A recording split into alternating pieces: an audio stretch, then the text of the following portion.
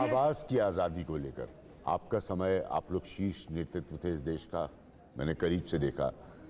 मैं बस सिर्फ ये जानना चाहता हूं कि जब इस आजाद आवाज को इस्तेमाल किया जाता है तो ये बीजेपी का एक वर्ग चिढ़ क्यों जाता है? आपके समय में भक्त क्यों नहीं थे? ये कहां से भक्त पैदा हुए? ये राष्ट्रवादी पत्रकार कहां से पैदा हुए? अटल जी की सरकार जब थी तो ये क्या राष्ट्रवाद कम था आप लोगों की सोच में, विचारधारा में? ये माहौल कैसे बदला है कि अगर कोई प्रश्न पूछ ले तो वो इस देश का गुनहगार है? अभिव्यक्ति की जो स्वतंत्रता है उसमें स्वतंत्रता के प्रकार हैं। जैसे आर्मी का जो सोल्जर होगा उसकी अभिव्यक्ति की स्वतंत्रता में भी डिसिप्लिन चलेगा। पार्टी का जो वर्कर है, जो सदस्यता का फॉर्म भरा है, उसकी अभिव्यक्ति का भी एक अलग डिज़ाइन होगा, उस फ्रेम में उसको रहना होगा। पार्टी के वर्कर को उस फ्रेम में रहना होगा, आर्मी के व्यक्ति को रहना होगा, आईएएस, आईपीएस, डॉक्टर, इंजीनियर, इन्हें जो शपथ ली हुई होती हैं अपनी जॉब करते समय, वो शपथ के अनुसार इनको आज़ादी की अभिव्यक्ति की स्वतंत्रता है। और आपने एक पॉइंट को एम्फसाइज किया, मैं वही आपसे पूछूंगा। आजकल कुछ साधु संत काफ़ी विवादों में हैं। एक कथावाचक है, आपने खुद कहा वो कथावाचक हैं, अनिरुद्धाचार्य। उन्होंने कुछ ऐसी बातें कही जिससे महिलाएं बहुत गुस्से में। एक बार जरा प्ले करिए उसको पहले। मैं ऐसी बातों पर बिल्कुल कोई कमेंट नहीं कर सकती।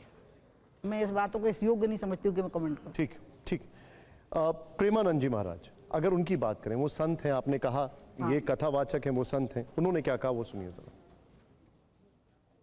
बात कही है तो मैं प्रेमानंद जी को भी कहूंगी, अनिरुद्धाचार्य जी को भी कहूंगी कि कम ज़्यादा कपड़े पहन लेने से हिंदू धर्म खत्म नहीं होने वाला और ना सनातन संस्कृति खत्म होने वाली, ये नहीं खत्म होने वाला। इससे मोमेंटरी थिंग। दीदी, ये बच्चियां बैठी हैं यहाँ पर, बच्चे बैठे हैं, इनसे जुड़ा एक और बयान है, जरा उसको प्ले करिए पहले। आप पता है रील जो बच्चियां बनाती हैं उससे नाराज हैं। आप जिस स्टेटमेंट को दिखा रहे हैं उस पर दीदी माँ ने माफी मांग ली है और खुलेआम माफी मांगी है, हाथ जोड़ करके। उनको दुख हुआ था बहुत, और मैंने खुद उनका वीडियो देखा था जिसमें, क्योंकि वो तो हजारों बेटियों को, बालिकाओं को जो बिना माँ बाप की थी उनको पाल पोस के बड़ा की हैं, पढ़ाई हैं, डॉक्टर इंजीनियर बनाई हैं, आईएएस आईपीएस बनाई हैं, उनको विदा किया है, उनकी डोली को खुद कंधा दे करके पालकी को विदा किया है ससुराल के लिए। तो उन्होंने खुद कहा था मेरे मुँह से निकल गया और किसी को कष्ट हुआ है, मैं तो सबको बेटियाँ मानती हूँ, तो मैं क्षमा मांगती हूँ। तो जब ऐसा हो गया तो उस स्टेटमेंट को आप रिपीट मत करिए। आप सहमत है ना कि कोई गैर ब्राह्मण भी भागवत कथा सुना सकता है? हाँ, अब ये दूसरा विषय है। पहले विषय तो वो हो गया कि कौन ने कही। ठीक है, अब मैं आपसे गांव में लड़ाई हुई है, छोटे से गांव में, ठीक है, आप उसको हु हा किए हैं बहुत ज्यादा। अब आप आ जाओ दूसरी बात पर। आपको तो ध्यान रखना पड़ेगा कि भगवान कृष्ण ही ब्राह्मण नहीं है ना बाबा, वो यादव हैं, और प्रभु राम ब्राह्मण नहीं है, वो ठाकुर हैं। और जो व्यासपीठ जिन व्यास जी के नाम पर जानी जाती है, वो ये केवट की पुत्री के पुत्र हैं, वो सत्यवती के बेटे हैं, जिसने बाद में महाराज शांतनु से विवाह किया था। तो इसलिए सूत जी हैं, वो स्वयं जिनको हम कथित रूप से दलित वर्ग का बोलते हैं, वो हैं, और राम जी क्षत्रिय हैं, और ब्राह्मण उनकी गाथा गाते हैं। अरे साहब, ब्राह्मण का मन बहुत बड़ा होता है, ब्राह्मण ने उसकी गाथा गाई है, वो ब्राह्मण नहीं था, मैं आपको बताऊं। इसलिए मैं आपको कहूंगी, आपने देखिए दीदी, ब्राह्मण नहीं थे ना, कृष्ण ब्राह्मण नहीं है, और भागवत का वाचन तो जो ये कह रहे हैं कि ब्राह्मण के अलावा कोई बोलेगा ही नहीं, तो वो कृष्ण की जात बदल देंगे क्या? दीदी, लेकिन आपने अभी जिक्र किया ब्राह्मणों का, जो आपने जिक्र किया उससे मुझे एक बयान याद आ गया, पहले वो सुना दीजिए एक बार। अब खत्म करो ना, बस बिल्कुल भैया, आखिरी सवाल है। हाँ, देखिए दीदी, एक तरफ तो जातिवाद से हम बचने की बात कर रहे हैं, उन्होंने ब्राह्मणों में ही जातियां बता दी।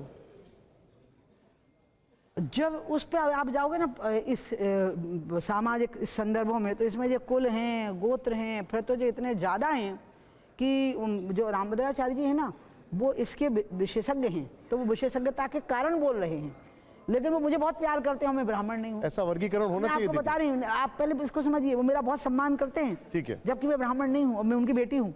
इसीलिए वो करते क्या हैं, अभी जो व्याख्या, जैसे आजकल लोग बोलते हैं ना, मनुस्मृति से चल रहा है, मनुवादी समाज है। कहाँ है मनुवादी?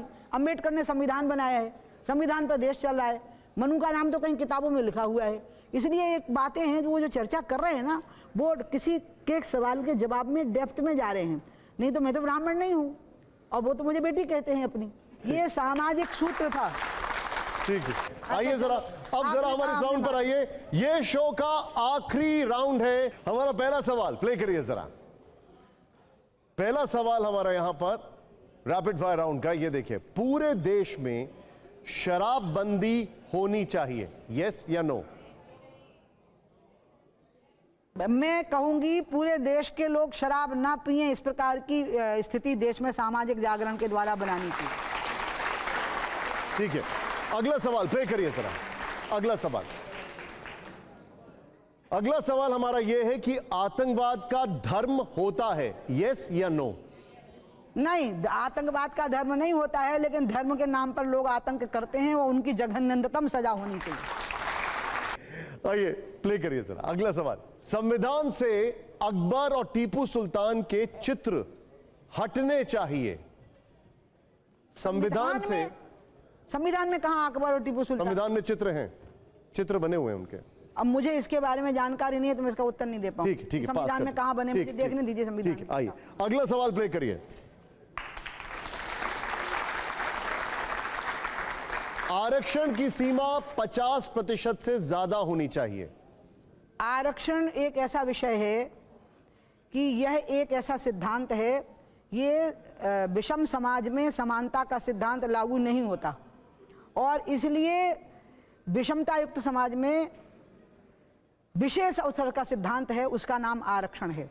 इसलिए प्राइवेट सेक्टर में भी आरक्षण होना चाहिए, और इसके साथ ही साथ सवर्ण वर्गों को भी, ब्राह्मण क्षत्रिय वैश्य को भी, अगर वो गरीब वर्गों के हैं, गरीबी की रेखा के नीचे के हैं, तो उनको आरक्षण का लाभ मिलना चाहिए। और इसमें वो कितनी भी सीमा पार कर जाए, लेकिन जब तक इस देश में एक विशेष अवसर का सिद्धांत लागू करके हम समानता नहीं लाते। आप इसका प्ले कार्ड को नीचे रखिए, आप इसको नीचे रख लीजिए। राष्ट्रपति का बेटा हो या कुली का बेटा, जब तक वो समान शिक्षा और रोजगार के अवसर नहीं पाते हैं, तब तक देश में आरक्षण रहना चाहिए, चाहे परसेंटेज कुछ भी हो। ठीक है। अगला सवाल है, भारत निर्माण में जवाहरलाल नेहरू जी का बड़ा योगदान है, यस या no? No, this is debatable. ठीक है, this is debatable, very much debate. इस पर डिबेट होनी चाहिए, इसमें डिबेट होनी चाहिए। अगला सवाल प्ले करिए।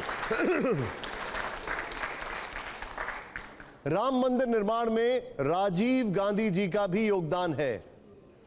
राजीव जी का योगदान असल में राजीव जी ने ही खत्म कर दिया।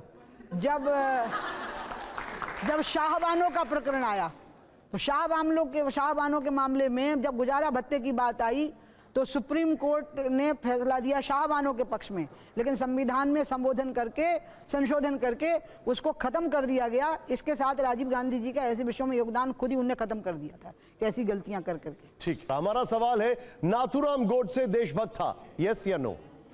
जो गांधी जी का हत्यारा हो, मैं उसको बहुत बड़ा पापी दीदी इसको नो कर दीजिए। अरे तो नो कर दिया ना भैया। लो अगला सवाल प्ले करिए जरा। पूरे देश में हिंदी अनिवार्य होनी चाहिए, यस या नो?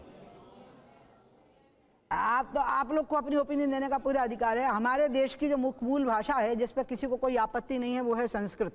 कभी अगर ऐसी स्थिति आ गई तो उत्तर से लेकर दक्षिण तक कोई उसके लिए मना नहीं करेगा। देखिए, अब आखिरी सवाल जो है, इस सवाल को, ये हमारा नहीं है, कई सारे लोगों ने हमसे ये सवाल पूछा तो हमने इसको इंक्लूड किया है। सबका यहां पर सवाल है, और मैं चाहूंगा इसको जरा दीदी आप बताइएगा, यस या नो? दिखाइए जरा प्लीज। सवाल है, उमा भारती चुनावी राजनीति में वापसी करेंगी, यस या नो?